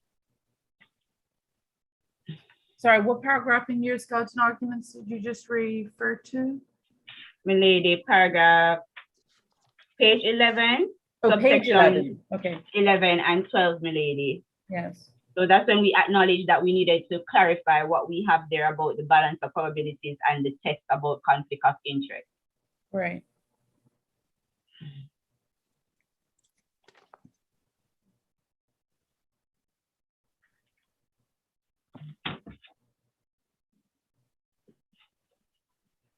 So your paragraph 12, Well, no, it's pages 11 and 12, I think, when it starts off. no, sorry, I meant the Roman numeral. Yes, milady, subsection 12. Right. So where you say the test we, the applicants, ask the court to accept is that as enunciated in the cases which deal with conflict of interest, that is the reasonable observer and or fair-minded and informed observer. I think that's where Ms. Greening is, I mean, to be frank, it's confusing. Yes, So milady. that's obviously the source of the confusion. Yes, but- milady. I've heard your oral submissions, and I think it's now clear that you're not asking for me to import the informed, reasonable observer test. I've stated that, Lucy. You're asking for the court to just simply approach it with the same objectivity as one would to the test of appearance of bias, and that's the only relationship that you would draw between the cases on judicial recusal and that of removal. Am I correct? Yes, milady, you are correct. Okay, Ms. Greening, is that now clear to you? It doesn't appear from your facial expression, but I suppose so. I accept, I have no choice but to accept that my learned friend is now departing from the arguments that she has made in the bulk of her submissions, which is fine, and now saying that basically the test is an objective one, and one must look objectively at whether there is a real possibility or probability of miscarriage. real risk of possibility. A real risk of possibility that of unfairness as a result of the nexus on which this application is based. And my submission is in all of the circumstances of this case, balanced with the defendant's constitutional right to have counsel of his choice, which, although that is one of the limbs of the test to apply in the conflict cases, not to confuse my argument with the conflict cases, that argument still does apply. That right is still to be considered. In all of the circumstances of the case, balanced against his constitutional right for counsel of his choice, the test has not been made. The test has not been met. What needs to be shown by the Crown is more than that. Effectively, there's going to be the same witness in the case, the assault case, as there is in this Supreme Court case. That's what it amounts to.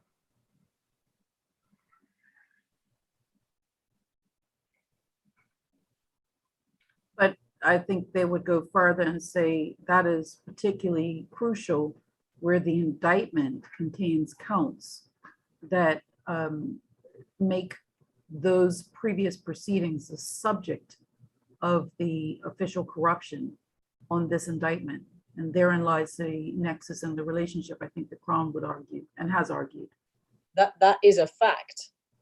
That nexus is a fact, but it does not outweigh the defendant's right to counsel of his choice in these circumstances. It is a balancing exercise for her ladyship to carry out in this unique and novel set of circumstances, and one in which we say the contrary to the Crown would result in unfairness if you were to deny Mr. Clarke the right to be represented by Mr. Warner in these circumstances. Okay. I don't think I need to take her ladyship through my commentary in relation to the cases, because the cases now kind of fall away. And I think that I have reached a point where I've summed up nicely what my position is. I So found it quite helpful. Thank you. I will leave it there. Okay. Ms. Gardner-Brown, is there any point of law? I mean, this is all about pretty much law anyway, but is there any point of reply that you want to make? No, milady, we have cleared up the section that was causing confusion, and I've indicated that my oral submissions have clarified that. Okay. We don't have a trial date for this matter set yet, do we? No, milady, because we have the outstanding issue of the severed indictment and the 31 application, which is set for the 3rd of March, milady. Okay. The reason I ask is because I appreciate that by the nature of this application, you'll want a decision very quickly.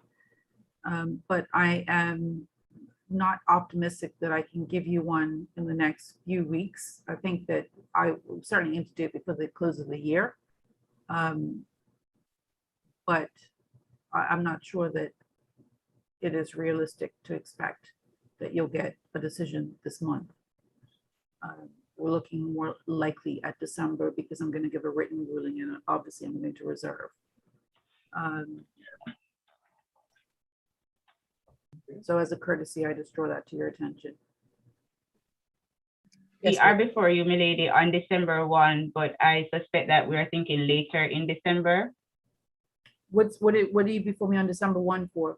Mr. Dismont, milady, had asked that we Oh, is mentioned that's just the monthly stuff? Well, then, Definitely. We'll see. I'll try my best to see if I can get a decision by December 1, but obviously I'm not going to rush it. I have to look at it properly and I'm going to write it. I don't imagine it would be a particularly long ruling, but I will bear in mind that it may be convenient to have a decision by the 1st of December. Okay. nothing's long compared to your Dr. Brown ruling. It will not be anything comparable to the length of that ruling. I can give you that assurance. Okay, all right. Thank you. Well, unless there's anything further, I think we can adjourn and I reserve my ruling. Thank you, milady. All right. Milady, you had indicated that's the reason Mr. White is here, amongst other things, milady, that you were going to revisit the The position amendment. update. Yes, milady. that's right. That's right. What's the, thank you for reminding me. What's the, I think we had just agreed that we would mention that at the close of this hearing so that we have some idea as to when that might be heard. Can I get some idea from both of you now that I do think I'm in a better position to grip onto what those issues might be? Mr. White, can you just give me a quick sum up? What's the objection to the proposed amendment? Your worship, I have to admit, I don't have direct instructions on that point. I could certainly request that Mr. Dismont write into the court with the specifics, but I don't have it to hand, I'm afraid. Do you, I mean, are you able to say whether or not an oral hearing is being requested, or is it suggested that this is something I can deal with on the papers, or? I I'm don't afraid. know how, actually, I think because we're dealing with criminal matters, I probably should deal with it in open court.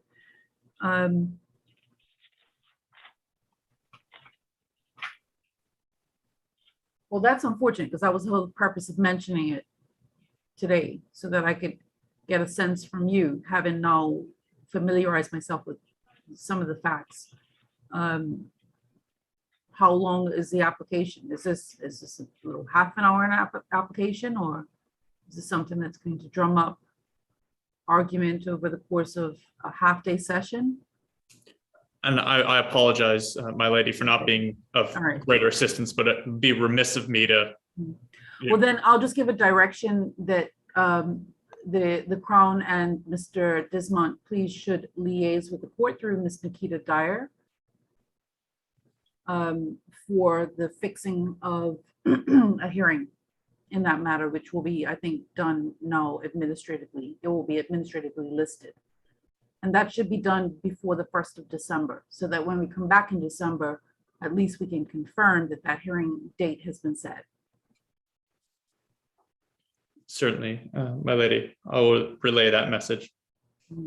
Lady Miss Greening, if you recall, was not present on the last occasion Mr. Pettingill held, so there was no communication from her as to her position about the. And what is your position, please, Ms. Greening? Yes, we have no objection to the amended indictment. Okay, thank you.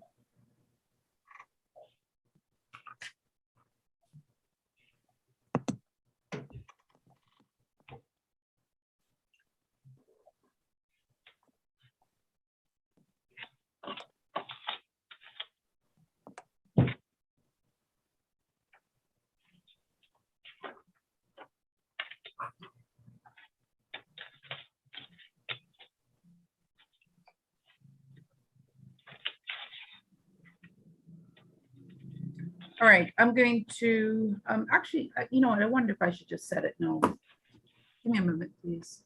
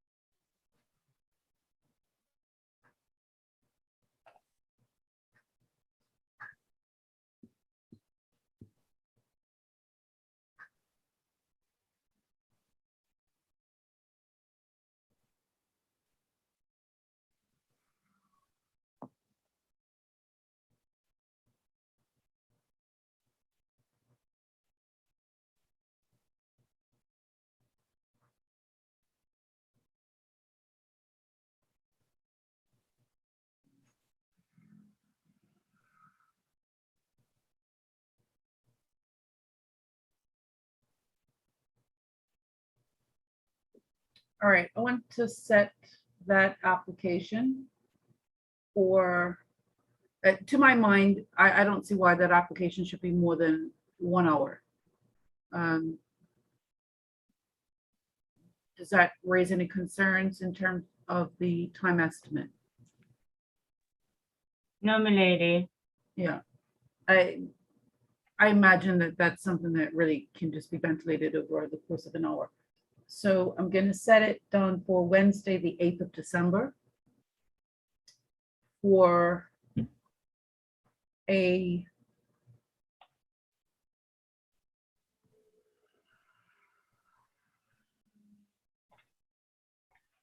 (4 p.m. fixture.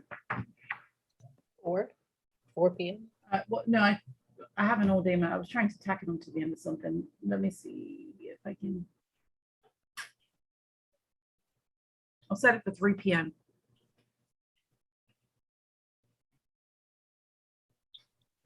My lady, Yes. I'm not trying to impose, but experience has taught me that I would benefit from an indication with sufficient time before the 8th, my lady, if the order actually comes from the court. If what? Sorry? The order actually comes from the court in terms of counsel indicating the objection, whether in written submission prior to the 8th. So maybe we can be specific as to what we are responding to. Yes. Oh, I'll give you directions. I was going, you're asking for directions essentially. Yes, my lady. Okay. Lady, may I be excused? I'm not involved in this. Yes, thank you, Ms. Thank Green. Thank you. Sorry, I'm only pausing on the 8th of December fixture. It is, I'm compromising, I think, a matter which probably will need the full day. So let me come away from the 8th of December. And I will set it down for, I think, Friday, the 10th of December. for 2:30 PM.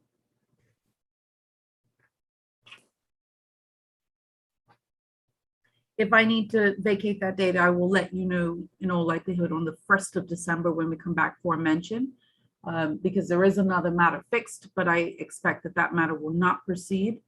And so I'm now just going to slide this application into that 2:30 PM fixture, okay? Yes, my lady. All right, so let's see. Objections, well, application to amend. Did you file the unamended severed indictment, Ms. Gardner-Brown? That was served on counsel, Mr. Dismont, my lady, electronically, Yes. but not, Was it served with the court? No, Was it filed with the milady. court? no, my lady. Okay. I won't make a direction just yet. I'll see what the status is of the application to amend, because it may not be necessary to do that. Application to amend fixed for Friday, 10th of December.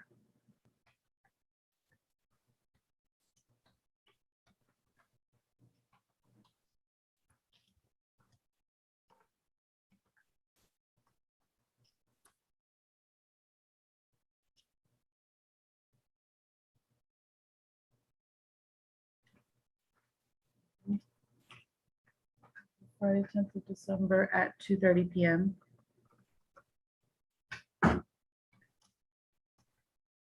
So I think that allows for, I'll do 7-day directions. So 7 days for objections, written objections to be filed.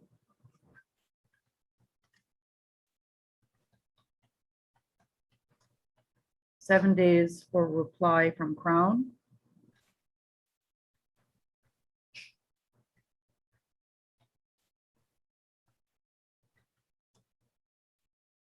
And I don't think I need to go much further than that.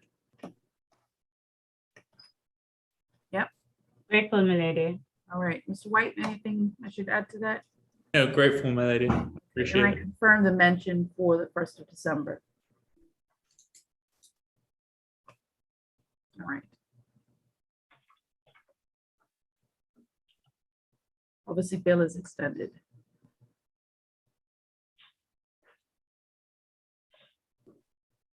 So unless there's anything further, I adjourn these proceedings. Thank you. Thank you, my lady, and have a good rest of your day. And to you, Counsel and thank court. you. To Thank both you. of you, thank you very much. Thank you, my lady.